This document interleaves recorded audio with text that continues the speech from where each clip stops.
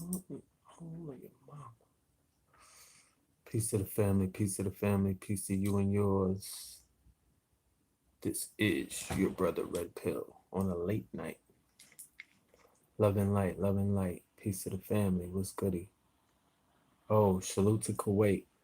Let me get a roll call. Where's everybody tuning in from? I know it's very late. It's 2 o'clock where I'm at, 2 in the morning. But it might be 6 o'clock where you're at. All right. What up, Rashad? Shout out to Harlem, New Orleans in the building. LI, oh the BX, LA. All right. Salute to LA. Salute to the West. Utica, Utica. Salute to Phoenix. CT in the building, Connecticut. March 9th, we're going to be in New Haven with Cambada doing a 2-day lecture. March 9th on Biggie's Day.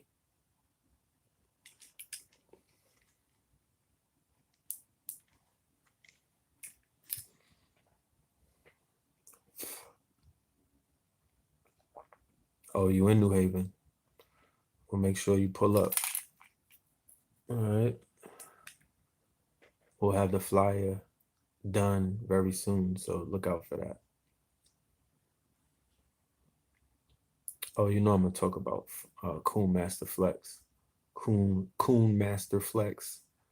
We're gonna open up dealing with Funkmaster Flex and Dame Dash. That'll be our foundation. That'll be the jump board that we jump tonight off. Talking about Funkmaster Flex. No, I'm talking about New York City. I told y'all that there's a cancer at Hot 97. I'll talk about it in a minute, about what happened. Give me a minute. We doing roll call still. I want to find out what everybody is from. We have a vast array of people from all over. He lied. From all over the world. Shout out to Kuwait. Kuwait is in the building. ATL is in the building. KTL and the ATL. Dayton, Ohio. All right. Dayton, Ohio. Waco, Texas. See, ATL Zone 3. This ain't no coincidence that everybody who's in this chat tonight, I'm connected to everywhere that y'all at in some way, form, or manner. It did. Everybody who's in the chat, I've been to. The only place I ain't been is Kuwait. The info for the tickets on Vegas, yeah, I still got to get that to you. It's called Vegas in the Desert. I mean, it's called Kemet in the Desert, Part 6. Kemet in the Desert, Part 6. It's 11:02 in Los Angeles. Well, shit, it's 2 a.m. in New York. I've been running around so busy. I wasn't even going to get this Third Eye Thursday tonight. I just been very busy. I promise you. Like, when I say super busy, I'm talking about super busy to the point where it's some days that I haven't eaten. I just been fasting because I've been working.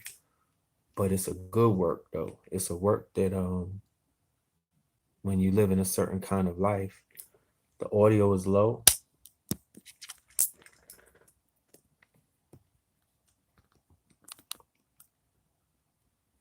Hey, what's good? What's good?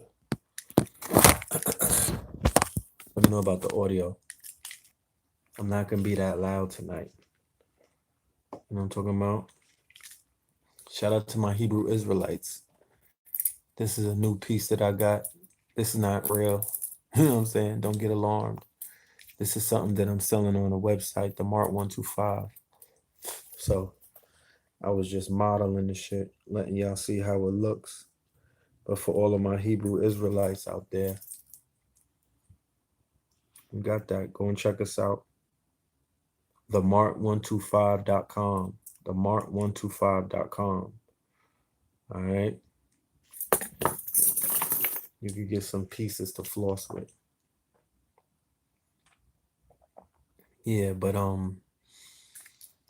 yeah, I've been working, man. I've been working on a level where, you know, you're really leveling up. You got to put in a lot of work. So I welcome the work. You know what I mean? Are welcome to work. Read the book Skin in the Game. Yeah, so let's jump into this Funkmaster Flex Dame Dash situation. Let's unpack this real quick before we get, you know what I mean? Let's warm up with that. Okay. Hold on before I start. Give me a minute. Let me go get some of these pieces.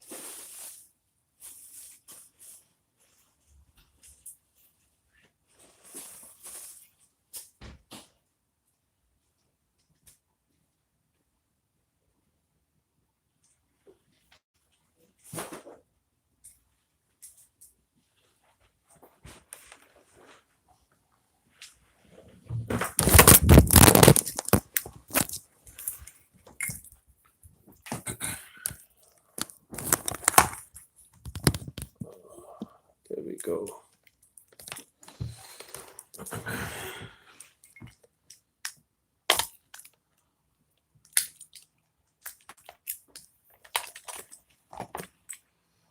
These the hot sellers right here.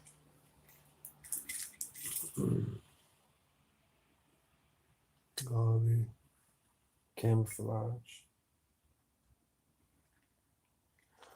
Salute everybody who purchased one of these. One of those. You know.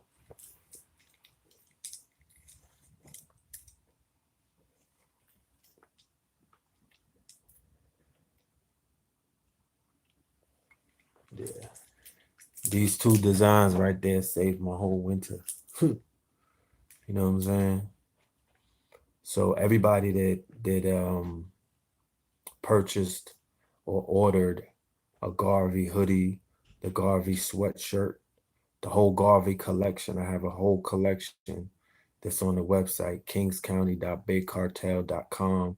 And we also have a new site, KINGZ, KNTY. That's Kings County with no vowels.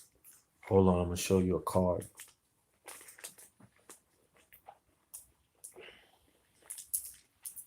That website is gonna have more of the sportswear brand. Kings County, the KNGZ is more of a sportswear brand. You see it? See the website, Kings County? Yeah, so that's coming. That's gonna have some new stuff. That's gonna be lit. So yeah, let's get right into this Funkmaster Flex thing. So boom, this is what happened. Earlier this week, there was a radio show with the DJ, Funkmaster Flex. If anybody's not familiar with who Funkmaster Flex is, I'm gonna, just go and do your research. It's not very hard to find out. But in the world of hip hop, when you speak about DJs who are influential on a global scale, not just locally, Funkmaster Flex, his name is definitely in the top 3 or 4 or 5 category about DJs whose playlists, keep in mind, playlists, right? Because what Funkmaster Flex is, he's not a regular DJ. He's a DJ who has a DJ pool. He influences a DJ pool and he has a playlist. And because of his influence, his playlist was able to be syndicated and copied by all of the DJs that are in his pool who live in different cities, different regions, different markets and whatnot.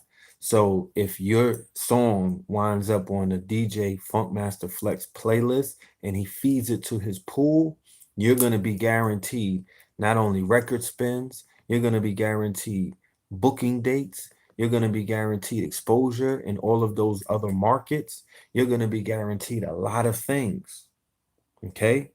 So Funkmaster Flex is very influential when it comes to the underpinnings of the music industry that people don't understand if they're not in the music industry.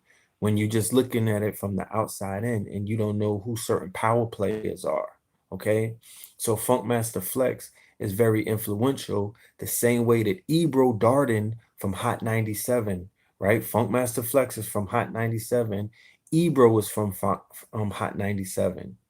Both of these two men, not music today, not the mumble rap of today, not the shit that we hear right now. We're talking about all the way going back to Biggie Smalls era. Okay, we're talking about the bad boy era. It wasn't just Biggie Smalls era, it was the bad boy era. And Puffy he was the one running that shit. Biggie was a talent. He was the help in so many ways. He was the talent and he was on the label, but it was a bad boy movement going on. Funkmaster Flex and Ebro Darden, who was the program director. He's a program director. You hear the word program director coming up a lot now, right? You're beginning to hear it more. I've been saying that Ebro is the program director. He's not a host. He's not a personality. He's not a DJ. He's not nothing. He's a program director.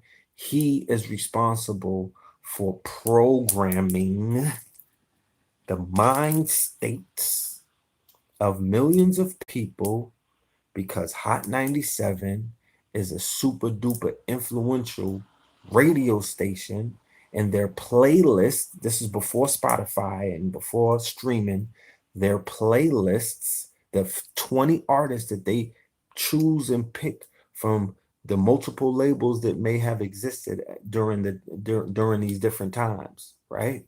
Now it's like 4 majors, but back then you had like 20 different labels to pick from. So you had to get your Tommy Boy artists out there. You had to get your Def Jam artists out there. You had to get your Interscope artists on the playlist. This playlist had all of these different sounds. You had your down south artists. You had your West Coast artists. You had like 5 or 6 hot East Coast artists.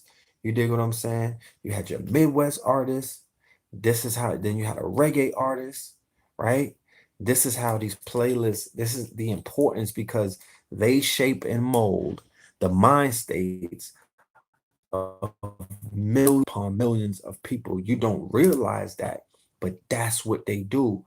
The DJs like Funkmaster Flex, super duper influential in the hand. If you want to talk about blood on the hand that he plays in the programming of multiple people, of multiple generations of African Americans from the mid 90s, right? The mid 90s. We're talking 94 tunnel era. And I say before, I've said it on many occasions, I'm going to stress it again. There was an era in hip called tunnel era. 95. I'm giving you hip hop history foundation to help the perception of why this world, goddamn it, is the way that it is. The world that we exist in. We ain't in China. You know what I'm talking about? Nigga, we're in America. We're in the hood. We're in the trenches.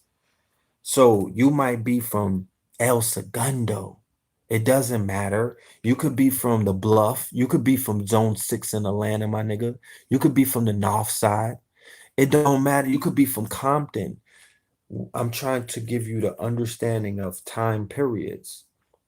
So the tunnel era was very instrumental because that was the name of a club, a very famous club in New York City in the 90s when hip hop was turning into a different form of music, and it was embracing a whole nother new genre, club music, right?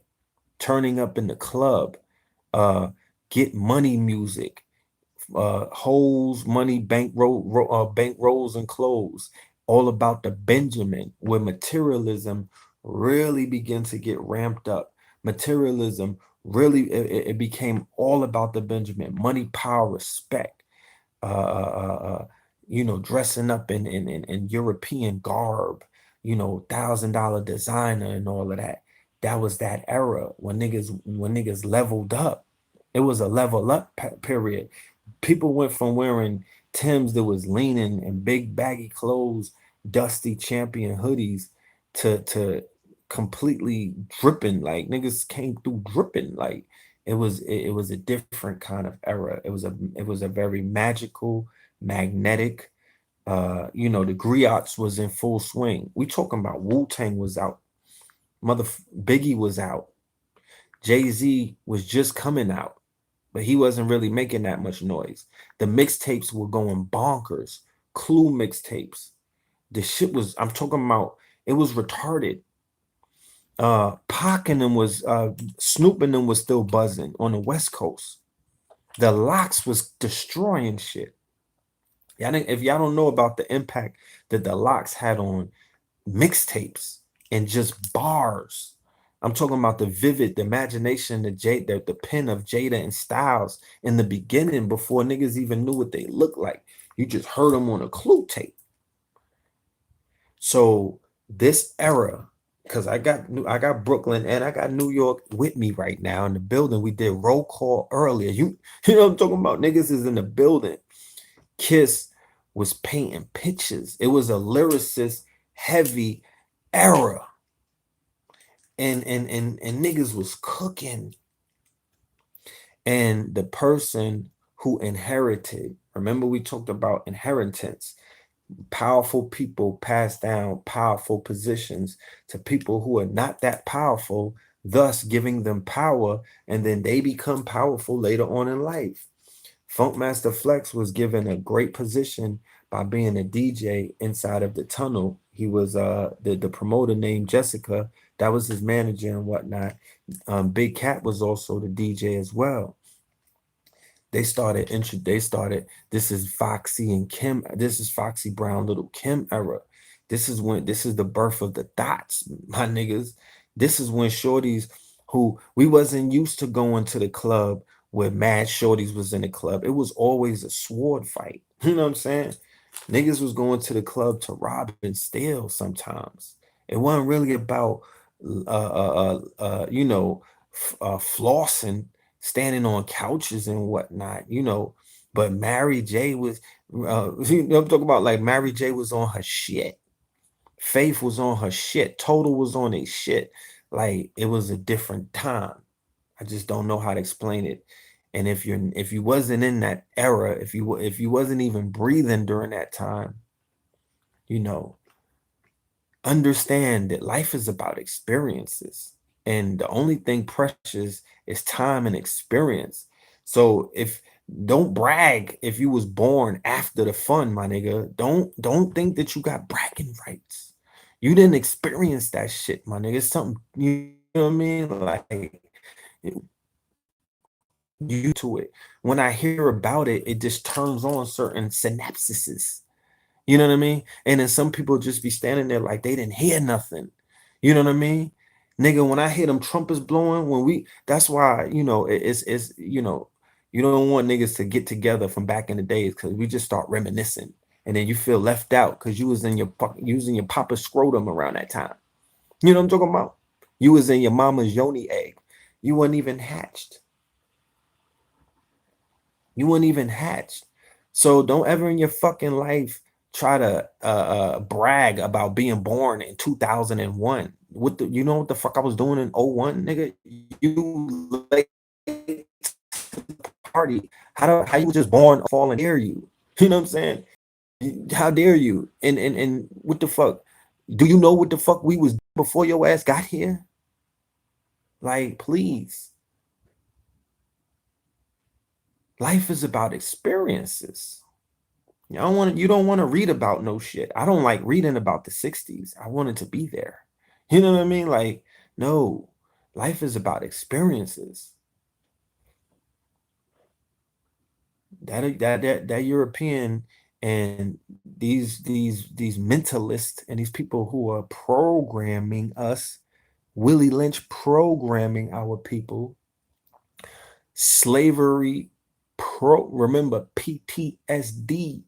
They're programming niggas to take penitentiary chances. The program directors are programming young, impressionable minds to take penitentiary chances, thus putting them in slavery, thus, right? Denationalizing them, thus putting a badge of slavery, because once you get the badge of slavery in this society, you're forever seen as a slave, and they don't fuck with you. The long, short, or they don't, not the long way or the short way. You know what I mean? You just a help permanently. You're just a help permanently. That's it. So, Funkmaster Flex, after all of these years, I didn't even get into the story with this nigga.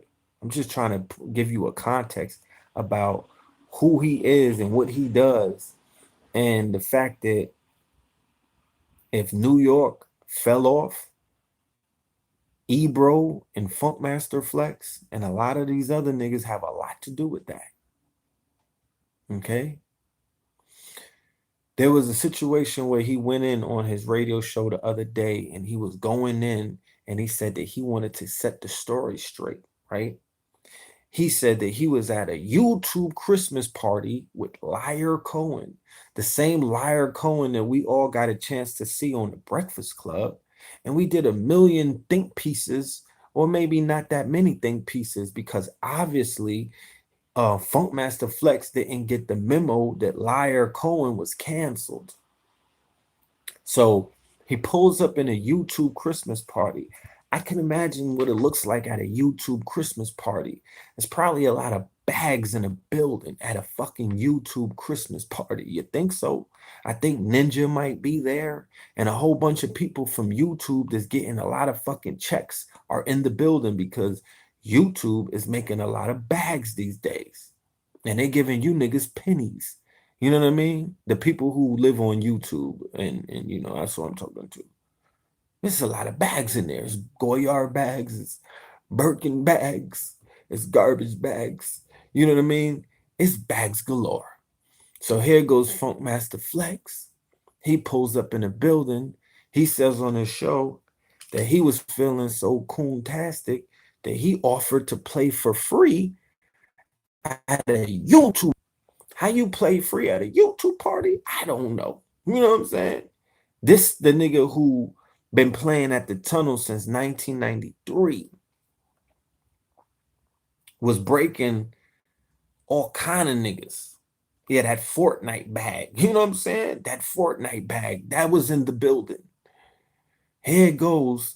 This nigga been doing shows all around the world. You're gonna go to the YouTube party with Liar Cohen for free, bro? Right? So he goes and, you know, that was the first warning sign. Like, bing, bing, you know, that was it. That was it for me. I was done after I heard that part. It was a coon alert. I was like, oh, wait a minute. You going to YouTube for free to play for niggas? A Liar party? That's what you're doing now? And then he said he got to talking to Liar. And then he said he put a picture on his Instagram. And then under the picture, niggas was saying culture vulture, culture vulture, culture vulture. And there was a signal, he said, that Liar was throwing up that was identified as white supremacy or white something, you know what I mean? Or white power. And Funkmaster Flex said he don't know nothing about that. He don't know what a culture vulture is. So he took it upon himself. Look what this nigga went and did. He went and put a cape on and said, yo, I'm going to stop this culture vulture shit tonight. And I'm going to tell the world the story about Dame Dash, right? Because remember, they put out a flow chart.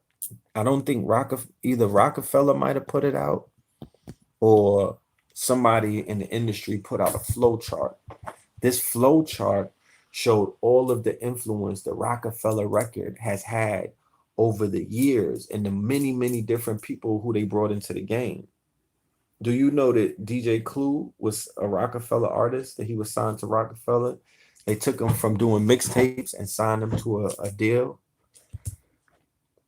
Do you know that they have a lot of people who they brought into the game? Like, I believe Kevin Hart was brought in by Dame Dash to do Soul Plane or something. I could be wrong. I don't know. But what I do know is that they have a lot of influence over a lot of people out there. And they've brought in a lot of people into the game. When you look at the flow chart, you see what I'm talking about. Go and Google it, right? So this dude Flex, I'm gonna try not to go all belligerent and flagrant with the language tonight. This dude Flex, he says, this is him on the radio, right? He got it. He stopped the music. He's in his Flex bag with the annoying voice. New York, I'm saying though, man. You know what I'm saying, New York? We gotta set the record straight, yo. You know what I'm saying? Dame Dash, he's calling Liar a culture vulture, and I can't stand by and allow that to happen, New York. I mean, it's just not some sit back and allow it. This nigga just put on his fucking dancing shoes for this piece, this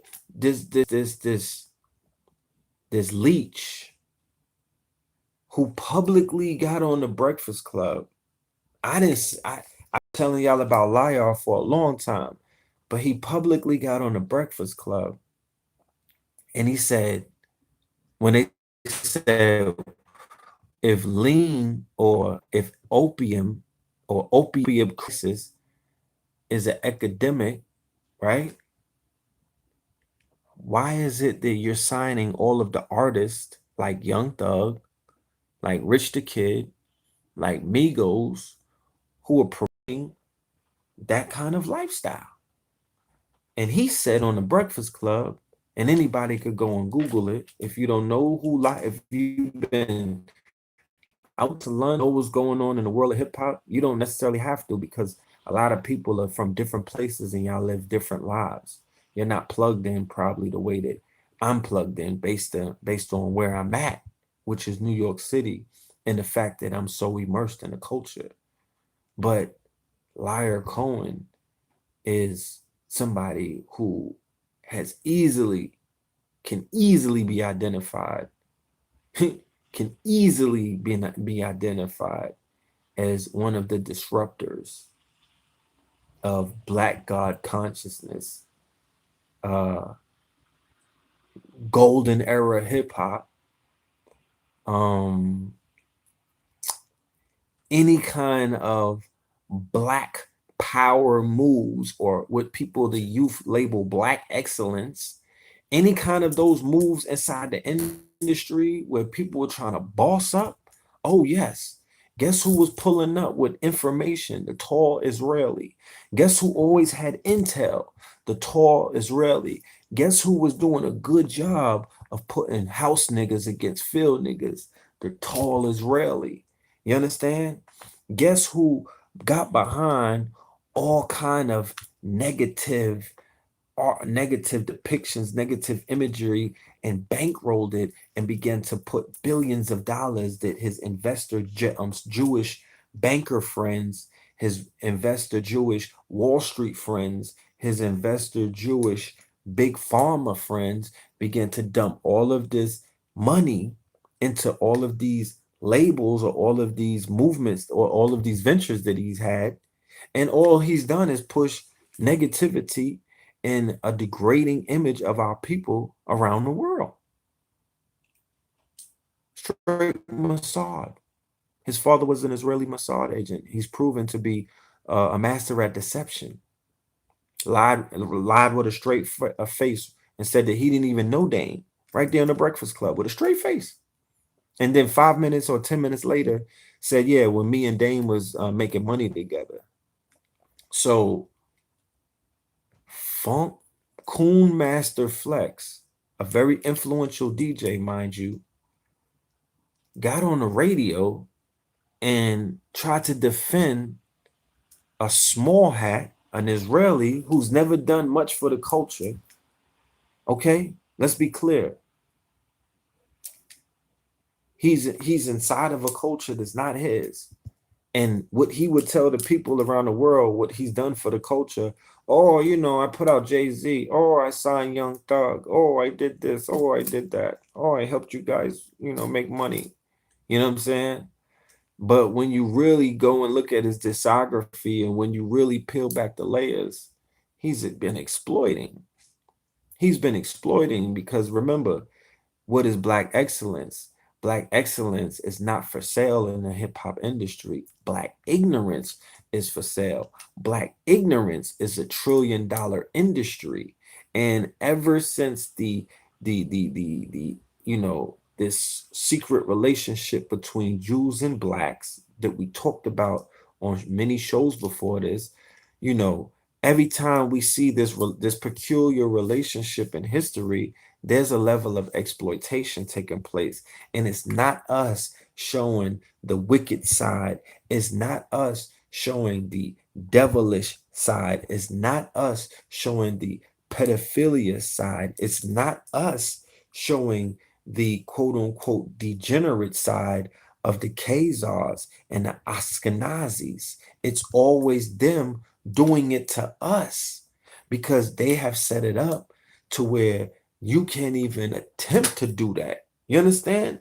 If you attempt to do that, you gotta have your machine gotta be well oiled, my nigga. Your legs gotta be strong because they're gonna pile up on you. Ask Mark Lamont Hill how that shit feels. They're gonna pile up on you. You understand? They're gonna pile up on you like the Matrix when all of them goddamn Mr. Smiths was on top of Anderson. So you could play with it if you want, but there's not been a time in history where black rappers were signing Jewish people and taking advantage of them and coming out with videos making fun of their hook noses or making fun of the fact that, you know, of their horrible history or making or depicting the fact that they're not who they say that they are. You don't hear rappers giving intricate rhymes about what's a real Jew and what's not a real Jew, and how these people from the Caucasus Mountains and Eastern European even became practitioners of Judaism. You don't hear rappers dedicating bars. The last one I remember, or the last one I could recall, was Roscos. But anyway, I digress. So this is the same Liar Cohen. This is the same Liar Cohen, right? On the same Breakfast Club interview, which is a classic interview for studying purposes to see the mind state of who's been programming. Not your, don't put it on your children. If you 30, 40, right? 50 maybe, 20, 10, and all of you 1-year-olds out there, these people been at it for a very long time. So their influence and what it is, what their agenda is, has been it's been felt by many generations. Nigga, I don't listen to the radio no more. Okay, well, when you was listening to that shit in the 90s, these niggas had a hand at programming and putting forth a lot of the shit that you see that our people are under right now, that they can't seem to get off of them. Because music is what? Music is is a more powerful tool than we give credit to. We don't give it as much. We're not approaching it from a scientific, metaphysical, occult point of view. We're not. We don't do it like we, you know, only here and there are we able to approach it from those angles. You understand? That's not how we dissect the shit. We go by the bars and the feeling and, you know, the image of the rapper and the street cred and all of these other variables. But we're not looking at this shit for the intricacies of what it is. Like niggas is really being hypnotized. You know what I'm saying? And words of power. And you could start wars and earthquakes with bars. And you could reach around the world in of a thought. SoundCloud, my nigga. You know what I'm talking about? Press send. Your shit could go around the world in the speed of a thought, where millions of people consume it right away. The spell that you're casting, you got your audience. So how can niggas not be in power? How could you be so out of power? That's the, you gotta ask these questions. You know, yeah, No Limit Soldier causing riots, Annie Up causing riots, shit that DMX was rapping about causing riots. And we got the power to do that. The culture is super duper powerful, but in the wrong hands is detrimental. Case in point, why they trying to ban it in China, in Russia, in other places. Did Liar Cohen speak up for the culture then? Did Liar Cohen attack Putin when they had bankers and the billionaires at Universal and all of that? Did they take up for hip hop when they banned it in China and in Russia, where you got whole governments? Where do you hear government coming after a culture of music? Where do you hear a whole government, a whole government coming like that? That's abnormal to me. That's abnormal to me. Yeah, y'all need to hit that like button. It should not just be 45 likes in here. Facts. Where's my moderator? I need my wrench so we could put up some of the websites and the other announcements for the family, because we do have a lot of dates coming up. If you're in New York City and you want to celebrate with us at the end of the year, we're having a black and gold gala. Black and gold, meaning have some black on with some motherfucking gold. And we're going to be in Harlem at a brownstone, the same place that you saw on Twin the video, the meeting, the Lodge of the Masters. We're going to have a black and gold gala. We might live stream it. We're going to have free champagne for the family to come and celebrate life. Fuck is you talking about? This was a beautiful year. So if you're in the New York area, look out for the flyer. It should be going up any day now. We're going to be celebrating at the end of the year. Special guest Cambada, and I got some other people that I'm working on. But I'm having a gala, an event at a brownstone. It's like a mansion. So, you know, clean up, my niggas. This ain't no hoodie. Don't you pull up looking like, you feel me? Look, this ain't a lecture, and this is not a motherfucking rap concert. You know what I mean? It's the end of the fiscal year. It's the end of the fiscal year. 20 books for $20 is the Cash App. Money sign Phil Moreland. PHILMORELAND. And I need some of my editors, people who are editors, video editors, hit me up, because I'll be too busy. I can't edit all of this content. Yeah, Cambada is the special guest. He will be in the building. I believe he will be performing. Money sign Phil Moreland. There you go. It's in the chat room. 20 ebooks for $20. We got the metaphysical bundle and we got the business bundle. So make sure you hit that Cash App. I got a whole bunch of people in the book club feeding books to y'all. So yeah, man. Here we go back to Funkmaster Flex. It was just sad, bro. It was sad to see. And Dame Dash responded to him, right? And cleaned him up. You know, he basically said what needs to be said. Dame Dash cleaned him up. Can I give you the address? It's 122nd Street.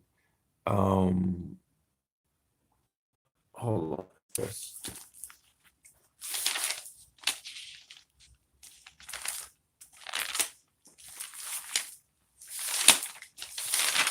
If I don't find it by the end of the show, I will have. Yeah, that's gonna be special. That's gonna be dope. You feel me? That's gonna be dope.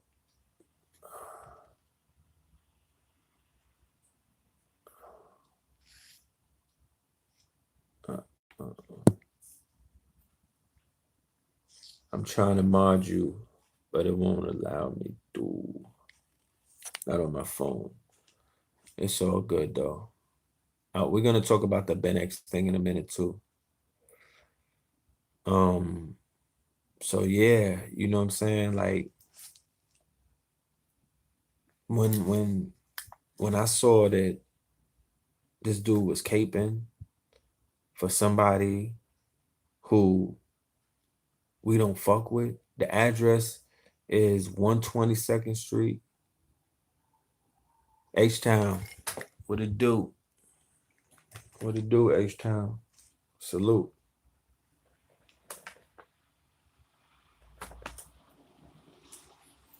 I'm gonna get you the address in a minute. I'm gonna get you the address in a minute. Go to my Instagram. If you follow me, EL, like L underscore, not shit on the ground, Filthmore, PHIL, like Phil, THMOOR. That's my Instagram. Or maybe if you put Red Pill or Red Pillar in the search, my name will pop up. But the minute you put EL and underscore, my shit should shoot to the top.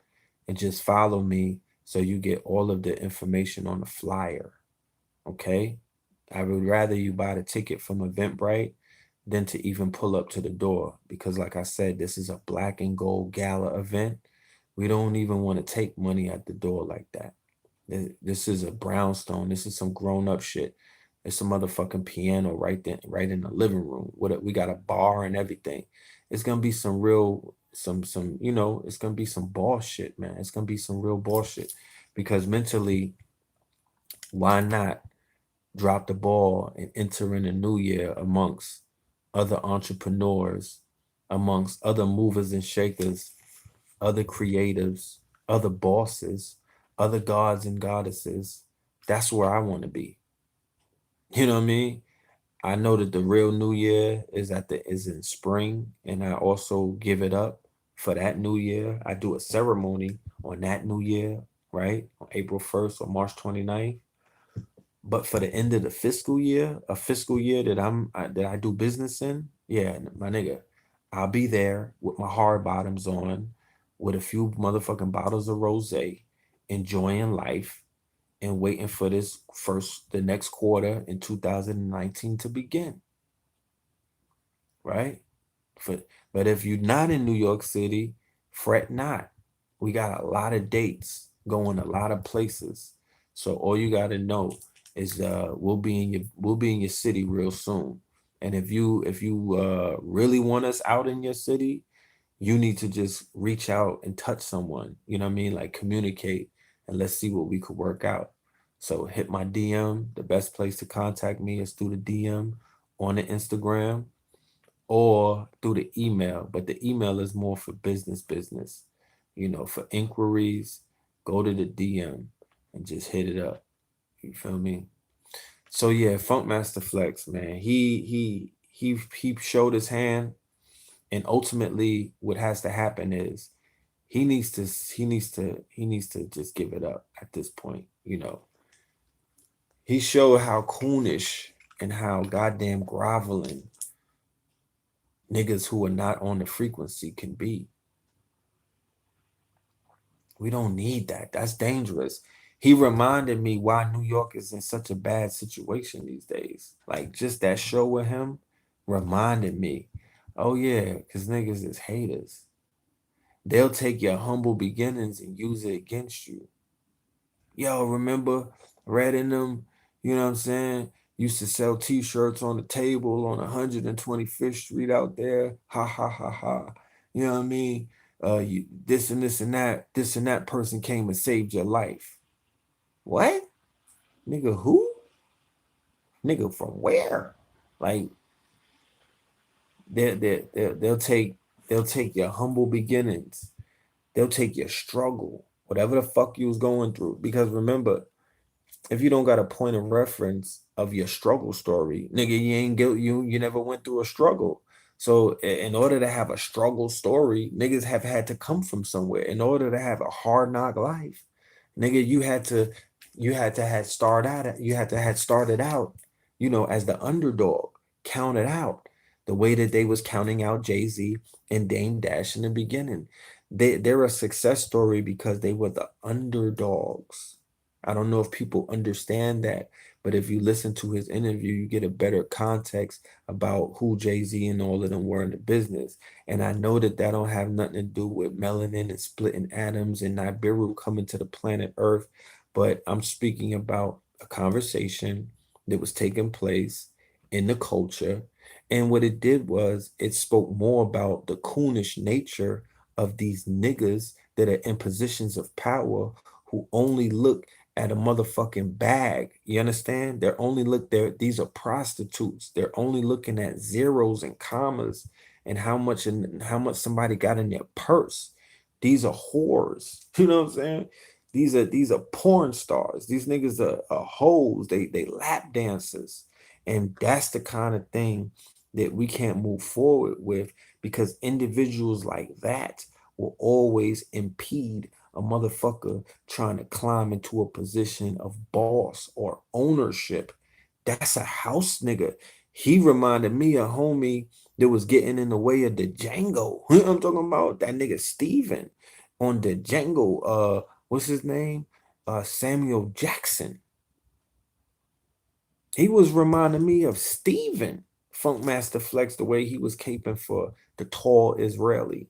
That nigga don't love you. He's not doing nothing for you. He would never defend you to another Jew. That's almost certain death in their culture. Do you understand me? He would never run down on a Jew who was banging on a goyim and stand up for the goyim in front of that on air. You never seen that. And you're never gonna see that. And the day that you see that, there's gonna be such an outpour and outcry from the Jewish community, because whoever the fuck that is gonna be excommunicated. They'll get rid of you. They'll throw you away. Oh, you want to chill with the goyim? Well, go ahead. Yeah, I don't understand their culture. Don't talk to me about no small hat friend of yours. Yeah, I don't understand the culture. You don't understand the indoctrination. You don't understand the mind state, because you're always looking at people from your mind state or your vantage point or how you may see yourself. And I'm not talking about you in particular. I'm talking about them niggas out there. You know what I'm talking about? You know, the knuckle draggers. They don't understand. They're always looking at somebody else from their little midget place, their little place in a fucking in you know, on the first floor. They're always looking up. They're always looking up. So they're always thinking somebody else is looking up with them. No, they're not. Niggas is not looking up. Niggas is looking down. You know, niggas are not midgets. They don't see themselves as that. But small-minded people, they think every day that's how they see the world. Negroes don't grow past the knees. Don't grow past the knees. So that's what we're pointing out. I could give a fuck if it's Funkmaster Flex, DJ Foo, you know what I mean? DJ Selfish, whoever, it doesn't matter. They're just a name, another fucking name in another episode to just show you the great divine pulling niggas' skirts up and showing you who's wearing a thong in this miraculous year of 2018, where it's just been about niggas exposing themselves. It's been a lot of indecent exposure. Niggas been exposing themselves all year. This is the year where everything gets pulled back. This is the year where niggas is getting facelifts. Real talk. So once again, that nigga showed that he'll never, you can't change him. He's too old. Funkmaster Flex, he's like old Yella. You could only just put him through his mercy. He has to get off the radio. Dame Dash pointed out something that I've been pointing out. The music industry caters to 17-year-olds to 25. That is the desired demographics. If anybody is getting any kind of money in the music industry, if you're cashing any check from anybody affiliated in the music industry, you know what I'm talking about. You're not going into the music industry to pitch to no old niggas, and definitely no old ass bitches. Okay? And pardon my French. But that's, you know, that's what they talking about. You ain't going to pitch to that. You're going to pitch to little babies. Literally. You're going to pitch to little babies.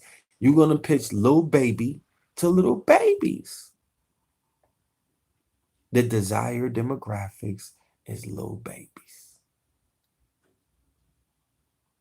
That's who they pitching to. So how the fuck is a 50-year-old man who always got to dye his goddamn grays on his beards playing for babies? What does he know about the what does he did his part for the generation that I belong to in the tunnel, which is a nightclub. To be honest with you, he wasn't even that good on the radio. He was better in his 1 hour segment in the nightclub. Do you know why? Because the motherfucking music was lit. It's not the DJ just put the shit, he lined the motherfucking songs up. The shits was already hot, nigga. We had DJ Clue and the other niggas who was putting out mixtapes. So we knew what was hot before the motherfucking club DJ knew that the shit was gonna body the club, because everybody was listening to the mixtapes either in their headphones or on the whip. So his job was kind of easy. You know what I mean? His job wasn't that hard. And everybody in the tunnel was on a borough shit. Is Brooklyn in the house? Without a doubt. I'm the nigga. You play Biggie, we going bonkers. Queens had the other side with the bottles in the tunnel. They had one side of the bar. Brooklyn was on the other side of the bar. You want Queens to get lit, nigga? TONY, Invade New NY, Multiply, nigga, Capone and Noriega, and then some Nas and Mobb Deep, Shook Ones, to all the killers and $100 billers. So that nigga's his job wasn't that hard to play those songs. And if you, like I said, he's controlling the DJ pool. So you could live in Dayton, Ohio. You niggas could live in Boise, Ohio. You could live in El Segundo, my nigga. If you went to the club, they playing Funkmaster Flex playlist. Bass drop, dun dun dun dun, oh, dun dun dun dun, bass drop. You could get with this, or you engine number 9 on the New York Transit line. A playlist is a certain group of songs with break beats and all of these other things that they play continuously all around the world. Funkmaster Flex was the nigga who broke that he didn't break that, but those are his playlists. That's what they're following, the shit that he was doing in the tunnel to warm it up. That's why everywhere I go, I see the same hoes. I hear the same songs. I see the same Gucci. You niggas is clones out here. Everybody looks alike. I see the same bundles. I see the same. What the fuck? No originality? Nobody's their self? Nobody's their self anymore, huh?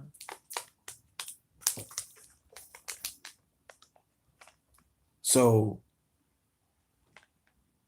he got some explaining to do. Nigga, you've been promoting bullshit all your career. Why didn't you never break no artist who has something to say? Why you never broke no artist? Why you never played no artist that was saying something? You just playing fuck shit all the time. So he got some explaining to do. Case in point, that explains why he would be so snuggled up, sitting on a lap of Liar Cohen, jockeying for a position at YouTube, doing, I mean, that the level of coonery and his fucking statements that he was making was, I mean, it was outstanding. It was sad for Liar Cohen, somebody who, if we had our culture intact, we would have collectively canceled that nigga a long time ago. Okay? People are just, it's like they don't got no evidence on him because he knows how to stick and move, because like I said, he's smarter than them niggas. You know what I'm saying? That's all it boils down to. He's just craftier. You know what I mean? You get outwitted by the fox. Them niggas is just craftier than you. They're more savage than you. They came from hoods a little more hooder than yours. Remember, the Jews come out of the original ghetto. Okay? The original ghetto. Okay? And I spoke to you last week about the Jewish Mafia. No, on Melanin Monday that just passed. The Jewish Mafia. They erased the Jewish Mafia in Hollywood and fed you the Irish and the Italian Mafia. But they did not depict one of the illest mafias that exist, and that was the Jewish Mafia. They didn't show you Meyer and all of them too much. Langsy and all of that. They didn't give you all of them. They didn't show you the workings of how the Jewish Mafia works. They focused on the motherfucking Corleones. Okay? Did I speak on the Hot 97 shit? Yeah, I talked about that. Like I said, there's something going on at Hot 97. It's coons and it's police up there. Ebro is the police. Funkmaster Flex is a super coon. And to be honest with you, when I really unpack it and look back at the shit that he's done, like, he a house nigga. He's just a house nigga. He's an old nigga who's a yes man. That's why they keep him around. Because he one of them old niggas, he one of them old angry niggas who would keep the, he's gonna keep a tab on the youth, and he's gonna make sure to break the ankles of the messianic ones that are trying to come up. He'll sabotage them. He'll sabotage them.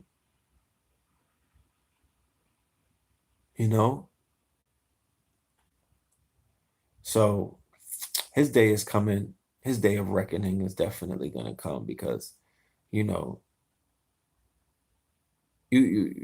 you can't be disrespect like that. That's going against we need some kind of rules. We need some kind of code.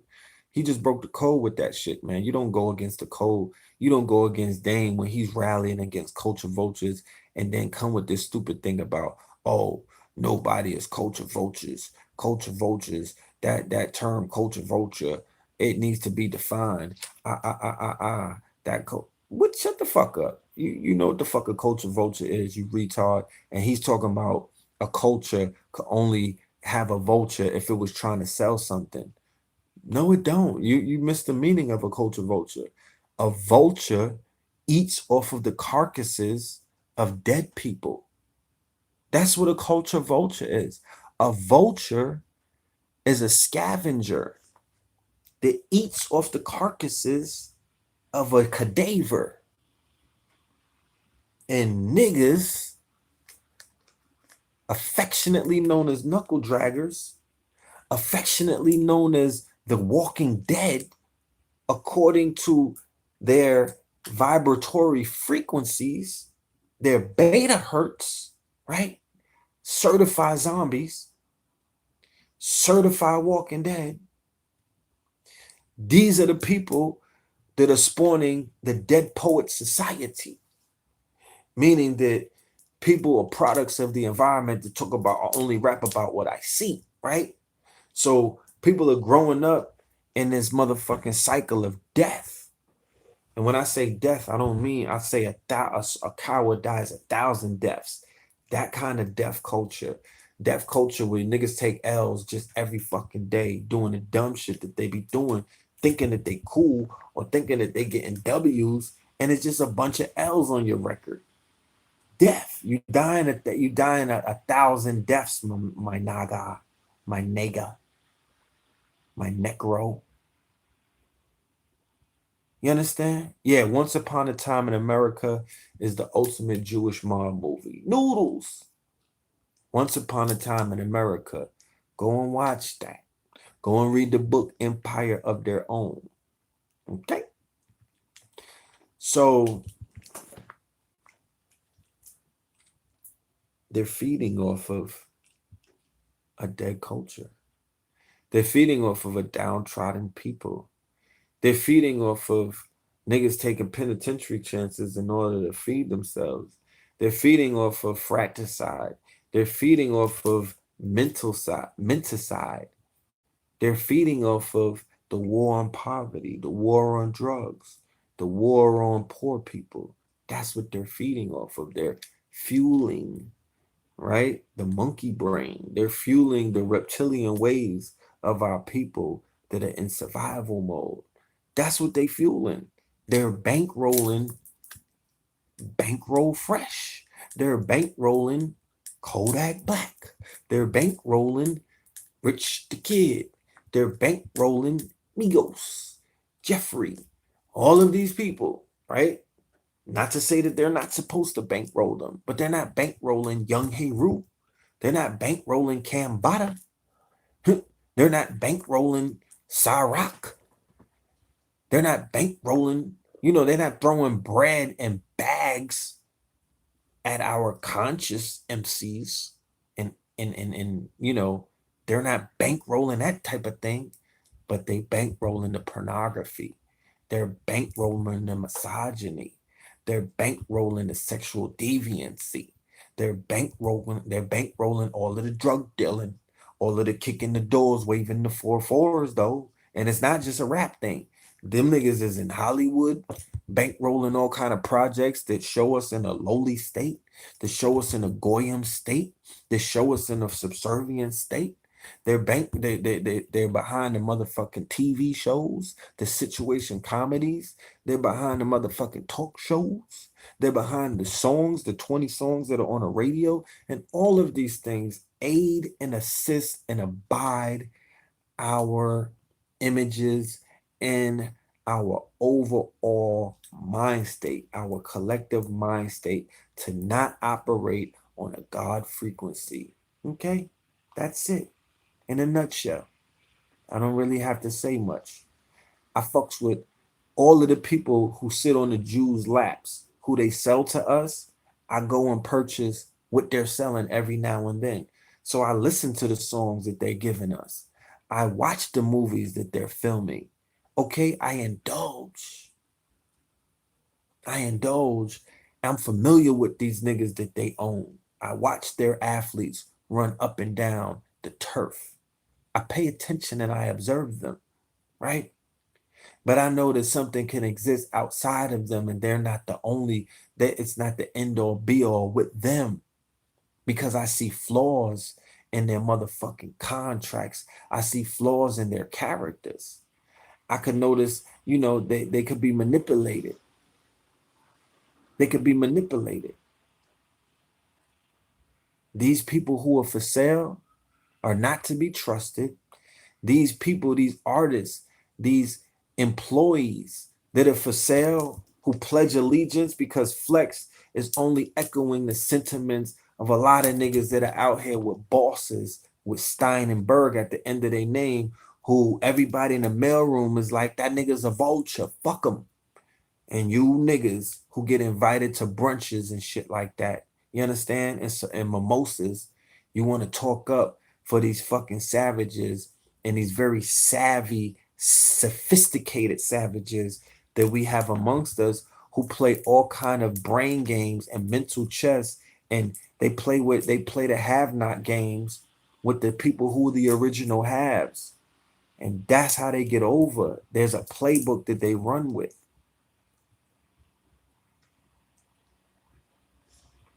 That's what they run with.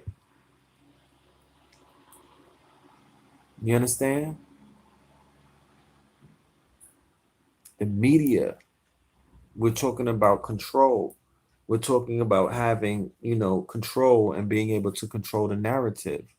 So they understood where the narrative is controlled from is through the media, through journalism, through the power of the camera, news, talk shows, daytime, soaps, nighttime, Ratchet Monday. You understand? Oprah, networks. They understand all of these things. Newspapers, periodicals, magazines, websites, social media, Zuckerbergs, the Facebooks of the world. All of these things are being run and ran the way that they've always done. It's through a system. It's a machine. It's a machine. So, nobody's hands is completely clean inside of that industry. All them niggas sold us out. You know what I'm saying? All of them sold us out. Shit.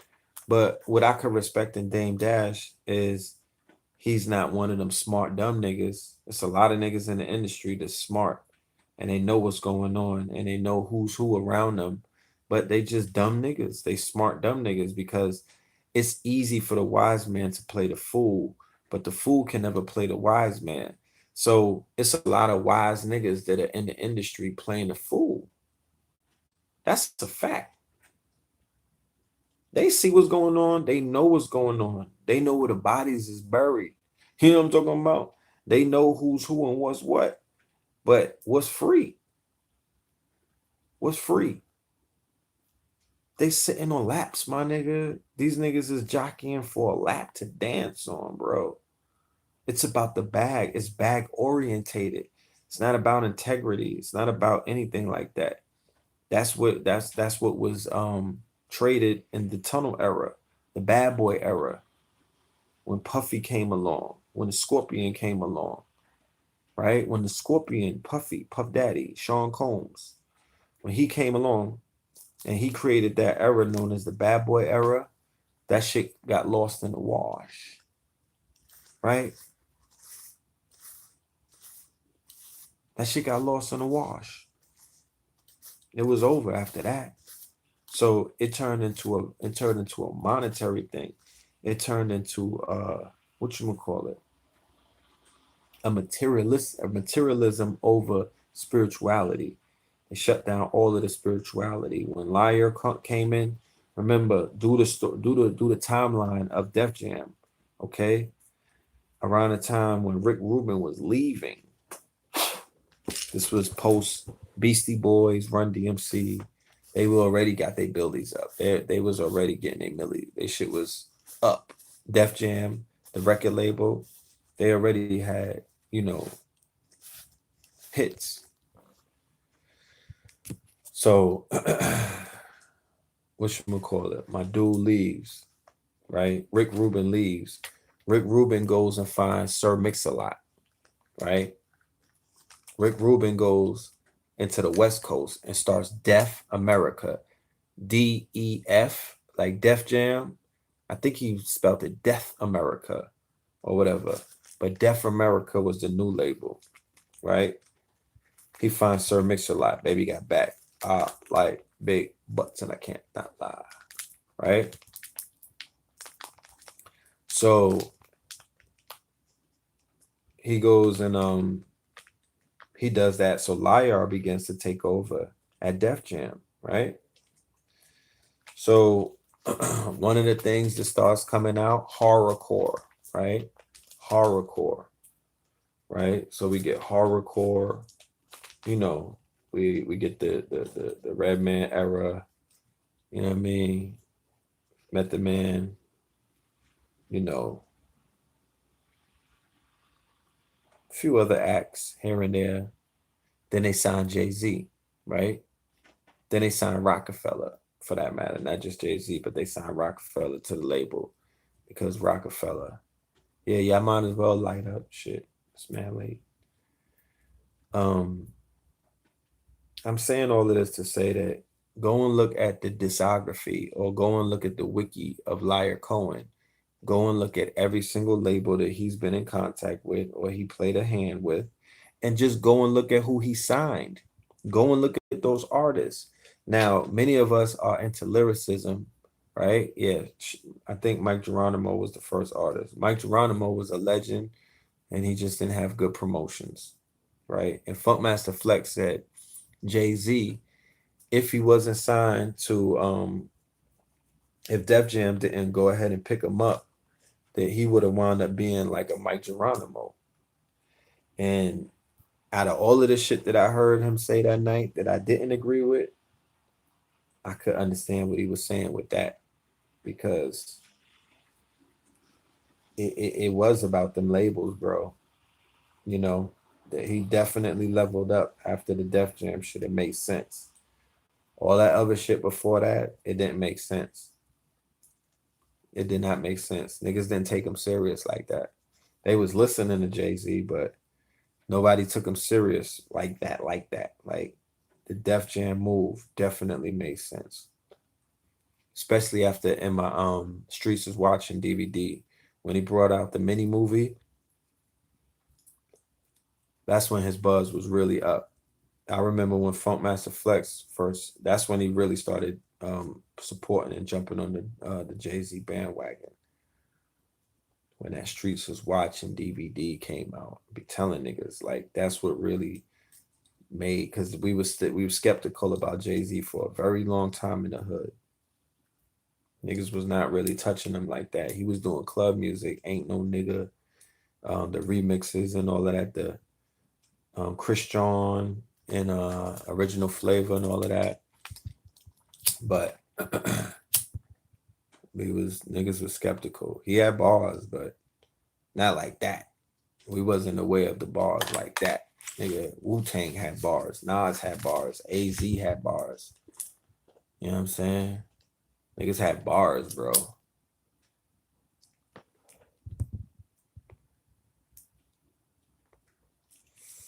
Niggas had bars.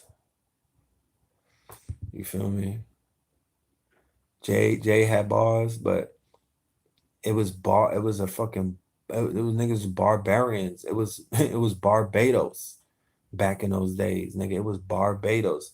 Everybody had bars. So let's not act like he was the only one rapping, because that's a complete myth.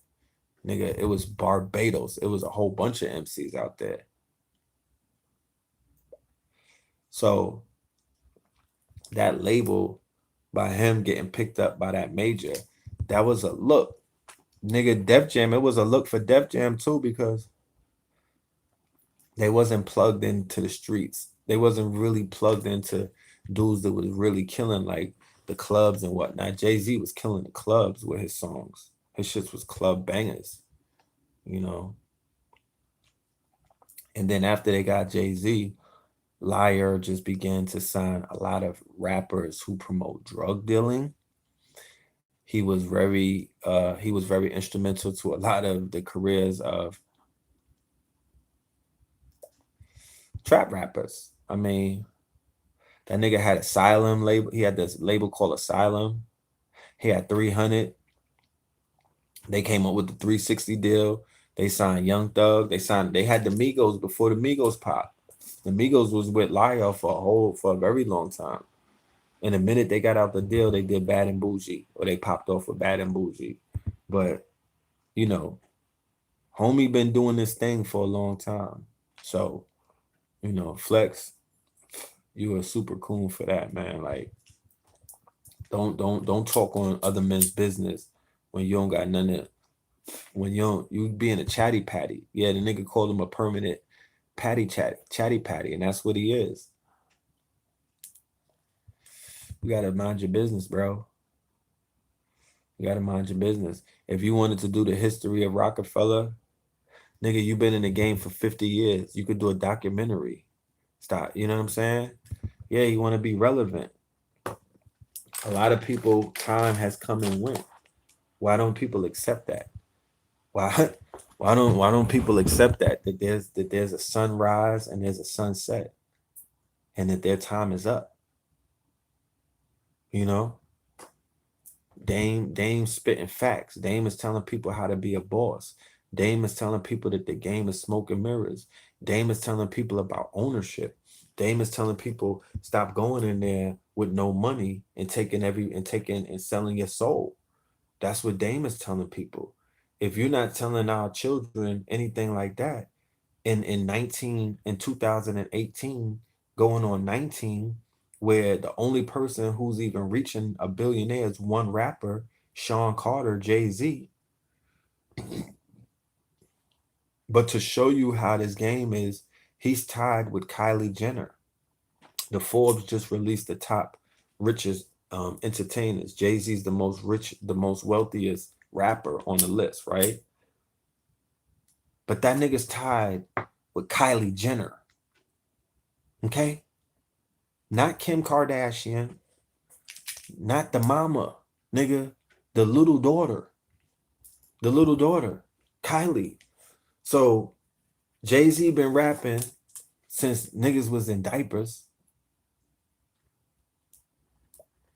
I'm just putting into context how backwards this music game is. That's all I'm saying. I'm just showing you how this music game is a racket. That is 45 years old. Hip hop is 45 years old, right? Hip hop is 45 years old. In 2018, the wealthiest entertainer doesn't even have $1 billion. This is $1 trillion plus business called hip hop. Trillions and trillions and trillions of dollars have been made. What we're trying to explain is there has to be a level of vulture pimpery and all kind of robbery and all kind of pie splitting amongst people that don't look anything like us. And the person who wiggled his way in and set up that whole network by bringing all of his people in and placing them is Liar Cohen. He wasn't the only one, but he's a part of that mafia that came in there and deboed that bitch and set up, and there's trillionaires being made out of it, out of our culture, and there's not one rapper that cracked $1 billion yet. That's all I'm saying. That's all I'm saying. How many billionaire rhymes were niggas dropping for centuries in hip hop? Niggas been talking about the billions for a long time. Ain't nobody made it really yet. So when you control distribution, because distribution says we shipped 1,000 CDs, right? That's when they control distribution. They say we shipped 1,000. It's coming from a factory or a manufacturer. They shipping 10,000. You understand? They shipping 10,000 and then they selling 9,000 and keeping that money. And then they're like, yo, yeah, we got your money for that 1,000 that we sold. That's how distribution and the racketeering works. That's how mafia and distribution works. They could tell you anything. So Dame Dash comes along, right? Going back to what I've talked about before, men of respect, right? Who happen to be men who don't, you don't hear no gay rumors about Jay Prince, Suge Knight, Dame Dash. These were all men's men. And they came along, right? Did I hear what Jay-Z said on Championship album? Hell yeah.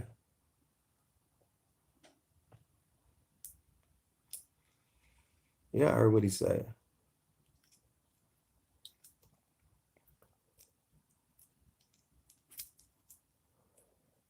Yeah, I definitely heard what he said.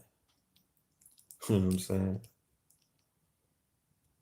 I heard him trying to be, he's doing what he does. He's doing what he wants. He's doing what he feels is necessary to speak his mind in 2018 and to try to sound intelligent, because intelligence is the new black.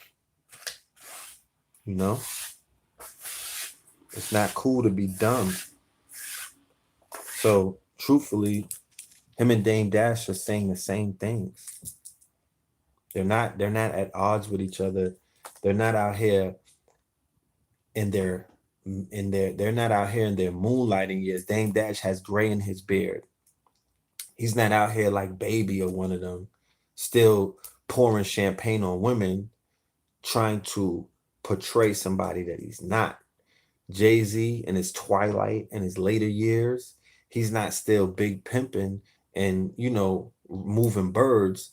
He's telling you about ownership. He's telling you about real estate. He's telling you some woke shit. He's bankrolling documentaries about Trayvon and the other brother from the Bronx. Okay. He's promoting being married, even though he cheated, but he's still promoting familyhood. And that nigga's, all of his rhymes are sprinkled with the wokeness that the knuckle draggers need to listen to niggas like me and you and you and you when y'all go out there preaching on your soapbox shit. So what a fucking time to be alive. You know what I mean? And the people who had blood on their hands, nigga, they washed it off. They washed it off. This era that we're seeing right now, people are recreating themselves. You seen Dr. Dre do it in the NWA movie. This is the time for reinterpretation. We're in a world where people do dirt. Y'all niggas had Netflix and chill. People do dirt to get into power, and then when they get into power, they wash their hands and they take a shower. You get into power, and then you take a shower and you clean your motherfucking image up. I'm giving away too much free game right now. That's how the Jews did it. That's how the Italians did it. That's how Mafia do it. That's how politicians, that's how the Cubans in Miami did it. That's how the Jews that came out of the ghettos of downtown New York, that's how they did it. They did dirt and got their hands dirty, and then they cleaned it with money. Money can wash your hands. You understand? And then the money, you can change your story with the money. Remember, niggas did a lot of shit and got ugly faces by staring death in the face, and then hired a painter to smoothen them up. So now their portraits is in museums and they got smooth faces. That's how the game works, in case you niggas didn't know. So you could rid it, people could judge, oh, Jay-Z is just fake woke. Oh, Jay-Z is just trying to keep up with the pills and all of the conscious people, and he's just trying to, he's trying to stay relevant. Okay. We don't know what, Jay-Z was talking about selling crack when I was a teenager, son. I'm holding him accountable for everything that he said. He's not right. He's Illuminati. Right? Not realizing, like I said, here you are, ex-drug dealer, ex-prostitute, ex-stick-up kid, niggas coming home from bodies and whatnot, got introduced to consciousness when you were perusing through YouTube. And, you're all in the lectures and shit, feeling good, charging up. You got your panic pack. You feel me? And you're conscious now. But nobody else can be conscious. Nobody else can be on the path. Nobody else can change. Nobody else can make mistakes. Nobody else can represent growth and development. Only you. I find that interesting. I find that interesting. But what I see in Dame Dash and his former business partner, Sean Carter, Jay-Z, is two men who were very instrumental in shaping and molding an entire generations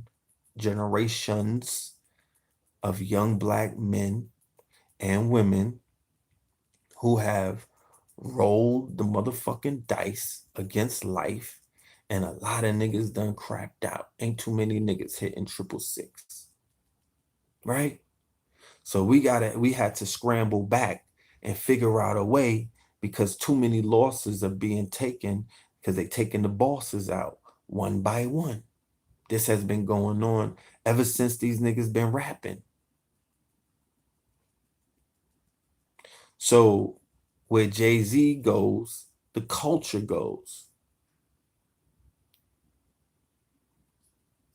Where Jay-Z goes, the culture goes. So if I'm hearing somebody talking about that magic stuff really works, and the numerology,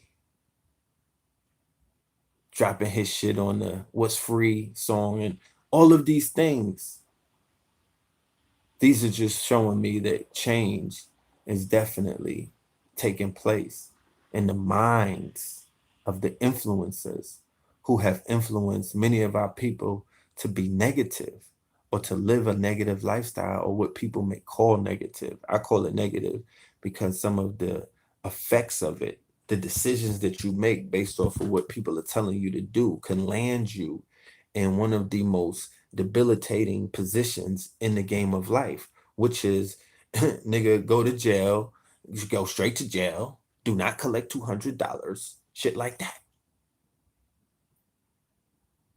Or even worse, you know, you could have 2 shots in your motherfucking head on some back street somewhere over some shit going wrong, because here it is, you jumped into a lifestyle that your DNA wasn't even coded for. You wasn't even written for that script. That wasn't even your role. You in lanes that you got no business in because you heard it on a mixtape. You know?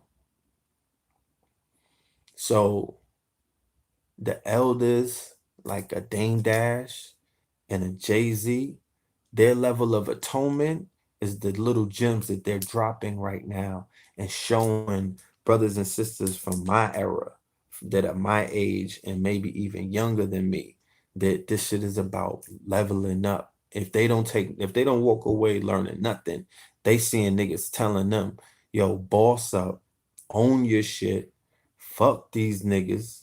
Don't run in there trying to give your life to nobody, because that's not what's up. And you know, and move a certain kind of way. What can I say? You know, and that shit that Funkmaster Flex is talking about, that's completely on the other side of what we talking about. You feel me? And that's not to exonerate anybody, because you know, who the fuck am I, the executioner? But at the end of the day, you know, it is what it is. It is what it is. The man said he's in prison reform. This is Jay-Z we talking about. He's in prison reform. He's making his face, the face for slave reform. It's not prison reform, it's slave reform, right? Oh, that nigga's just faking it. He ain't really trying to help nobody out.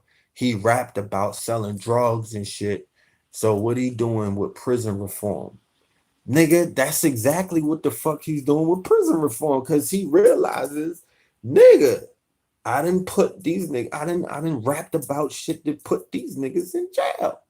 So what else can I do with my celebrity but be a face of slavery reform?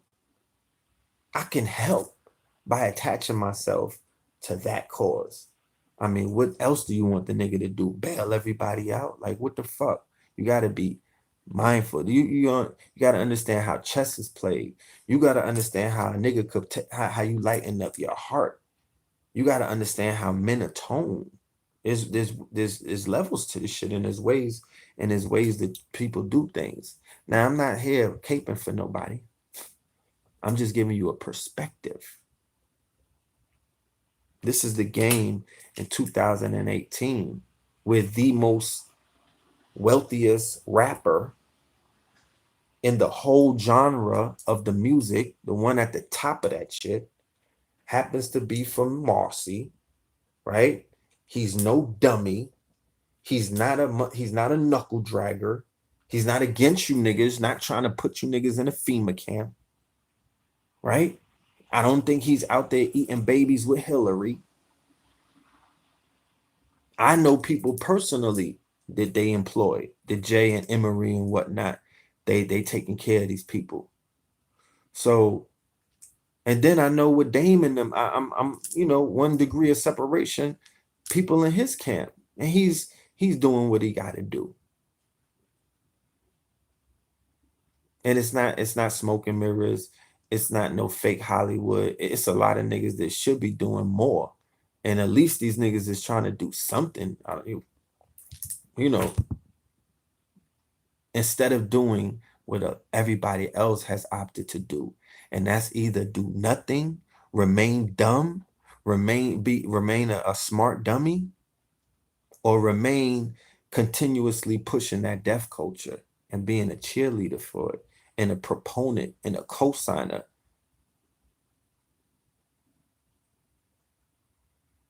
Look at what Meek is talking about. Look at that the video Trauma and whatnot. Now, when we talk about these artists, I'm not putting them on a moral stand. I'm not putting them on a moral scales because you can't put artists on a moral fucking scale. So don't try to do it in this situation to fit your mind state or your level of comfortability because we don't put artists on moral scales because they're fucking artists. You understand? It just doesn't happen like that. You know what I'm saying? Like nobody puts artists on moral scales. That's why it's so hard to pin shit on R. Kelly. Okay? Artists have an immunity to the moral standards that humans get placed on them. They're immortals. Okay? They're immortals. And I'm not saying it like oh, they're immortals, they don't die. No, they're niggas. It's a lot of rappers that died this year. But there are some who are going to never die because their music is never going to stop playing. It's immortalized. A lot of things don't last the test of time and don't last throughout time. You're going to lose all of those physical things that you holding on to. You might as well sell it on eBay. The shit that will last is your intellectual property. That will stand the test of time. Okay? That will stand the test of time. So, you know, you got to have you just got to understand what this is about. The most important thing that you could protect is your intellectual property. It's your name. It's the shit that's coming from your motherfucking mind. It's your brand. It's your face. I don't care what situation you're going into. You could be going into Winn-Dixie's, my nigga. Keep your face. You know what I'm talking about? Hold on to your motherfucking face. You know? Or you could be going all the way into Hollyweird. You could be signing your contract, you know, on a casting couch tomorrow. You could have an appointment on the casting couch. You know? Keep your face and think ownership. You better go in there playing mental chess on 3 levels, around 3 devils at all time. At all time. And just level up. Level up. That's all you got to do. You don't got to put your hands on nobody. This shit hands free. You understand? This is hands free. Just level up. I don't put any faith in any of the artists. They've been under the spell of Funkmaster Flex forever. You understand? We're going to have to break those spells. We're going to have to break those spells because you got to remember, he is a key maker. He's a king maker, but he's an intricate piece in this matrix, in this blueprint 322 death culture that we're out here, you know, dismantling day by day, lecture by lecture, video by video, poking holes in it, changing its narrative, exposing it, and then the shit plays out right before us. So, you know,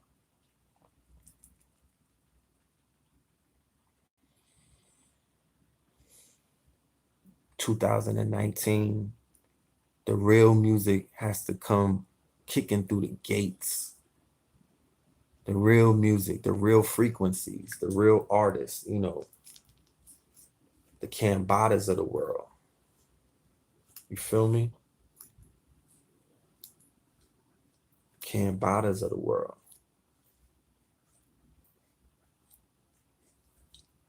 You feel me? The red and the blues of the world. Like, I want to see that tour.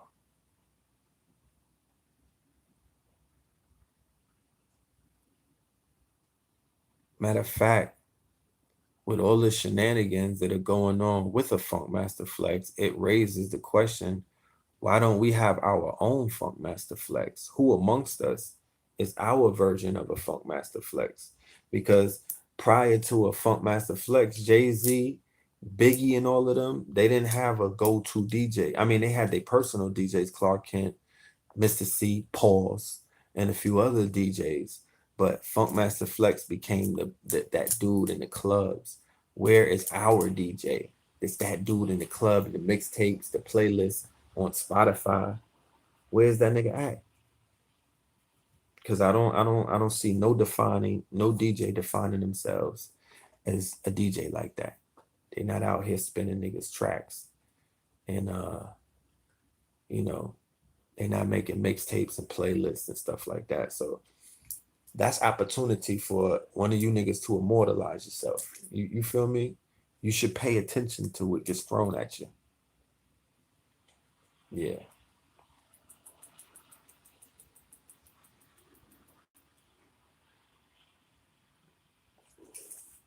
Nah, it's not that would be lit. It's gonna be lit because that's needed. Like there's certain elements that are needed for certain industries to grow and for certain movements to move. You feel me? Like we made the music already. We got the content. It's out there. So the DJ, his job in the 5 pillars of hip hop, the DJ plays a part, right? So if the master of the ceremony, if the MC already showed up, we need the DJ to show up. There's no conscious DJs that I really know of. You know what I'm saying? No, no disrespect to anybody whatsoever. Because that's, enlighten me if I didn't know who you were. But as far as I know, I don't get any DJs really hitting me up saying, yo, Red, I need a drop. I need a remix. I need some music from you. Shout out to my dude though in Connecticut. My dude Hey Rue. All right, Jay Smooth as well. We're gonna be in March 9th. We're gonna be in New Haven with Jay Smooth and Cambada.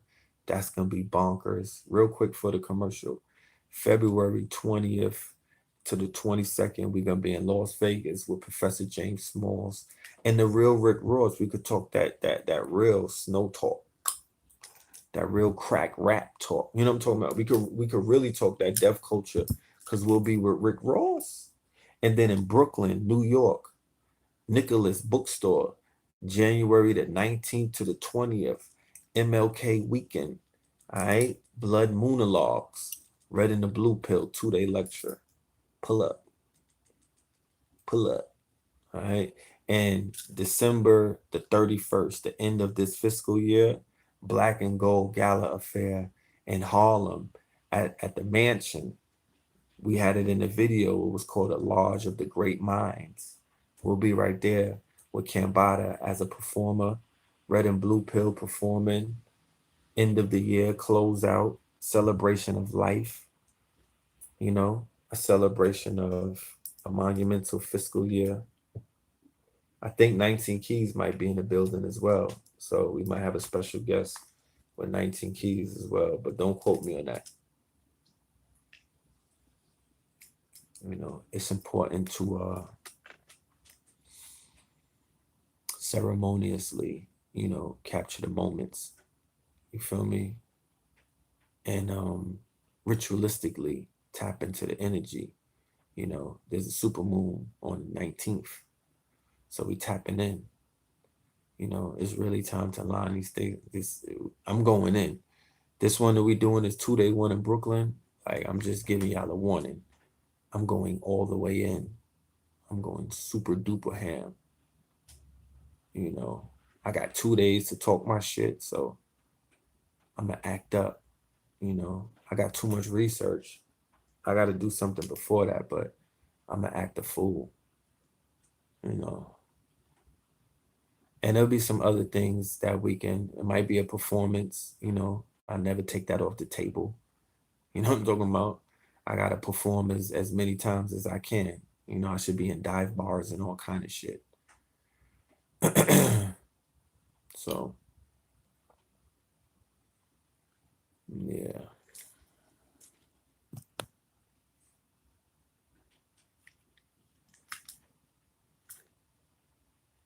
Yeah.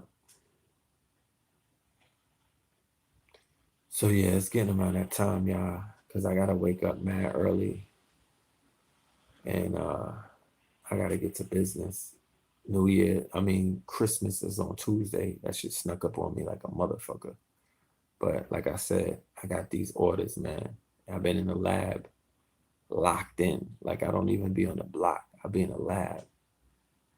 So, you know, I be in the lab straight on lock, just working. But it's beautiful though. I want to perform the song I remix with Loaded Lux and Kimbada. Yeah, hit him up. But yeah, that's where we gonna be at. Let me see if there's nothing else that we really touched on.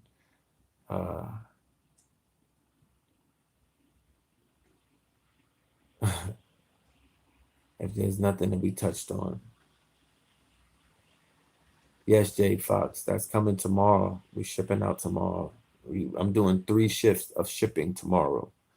So we'll be shipping Saturday from FedEx and Friday. But we got a lot to ship out. That's why I'm about to wrap it up, because I got to get up early and be hit Harlem up so I can start working. But yeah, Ben X. Okay, yes. They took Ben X channel down. YouTube removed my brother Ben X, one of my shifter brothers. Shout out to the Paradigm Shifters. That's a whole nother conversation too, but I don't got time for that.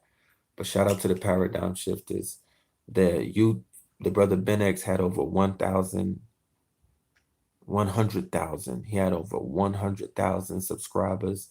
He had the silver. They sent them the silver plaque and everything. So YouTube took his channel down. If you want the hoodie, go to the website, kingscounty.bigcartel.com. And that's Kings with a K and a Z. KINGZ KOUNTY.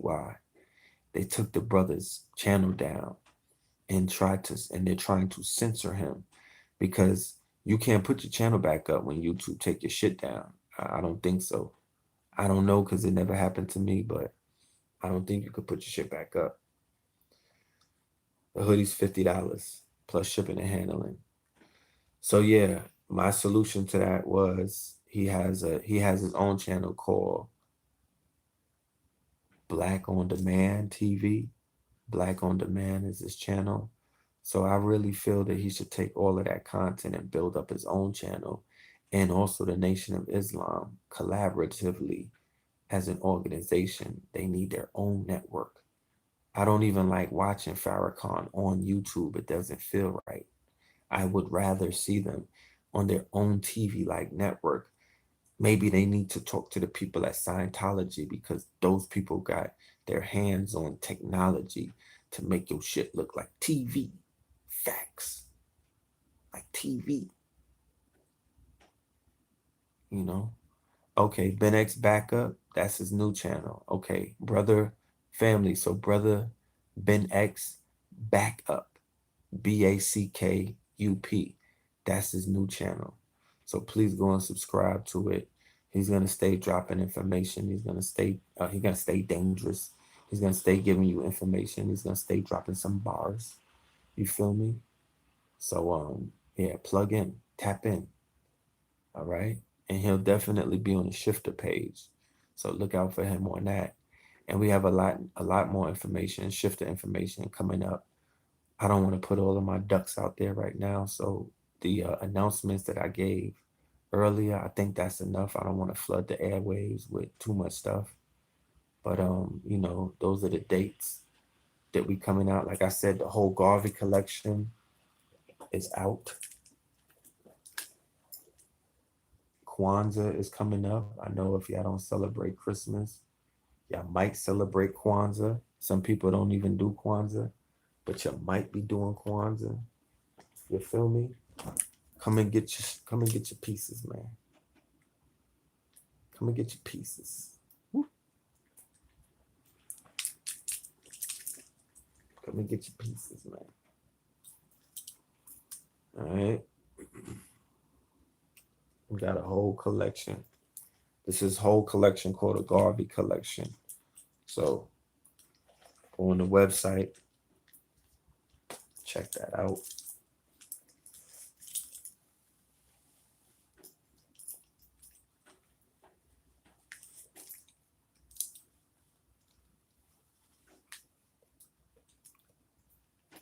Get your Kodak Black ski mask.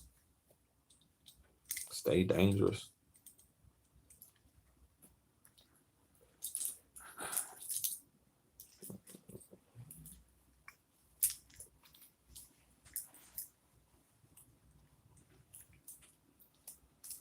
Yeah. So yeah. That's what we doing.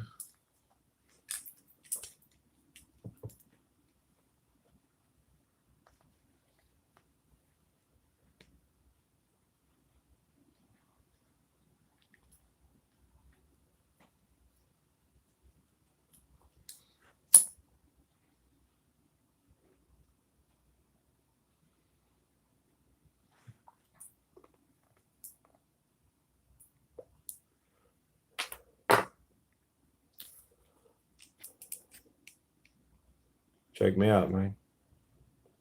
Hey, man. Check us out, man. All right.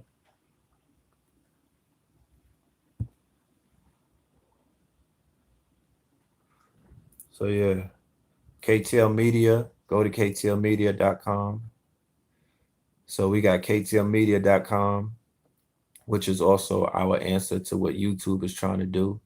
Because, like I said before, I'm taking precautionary methods, right? If they take this channel, I already got my backup.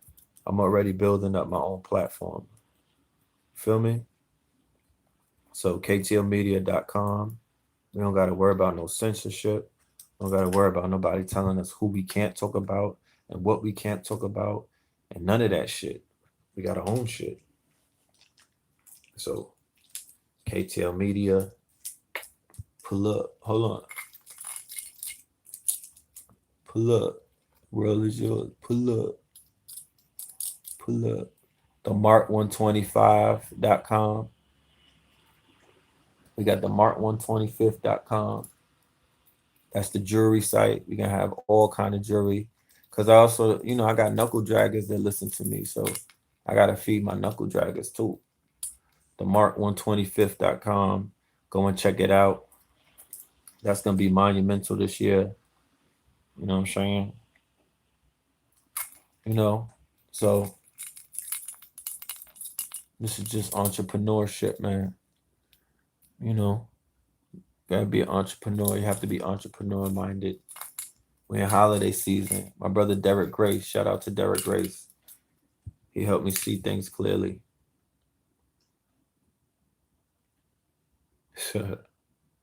Yeah. So on that note, I'm signing out. All right. I got work to do.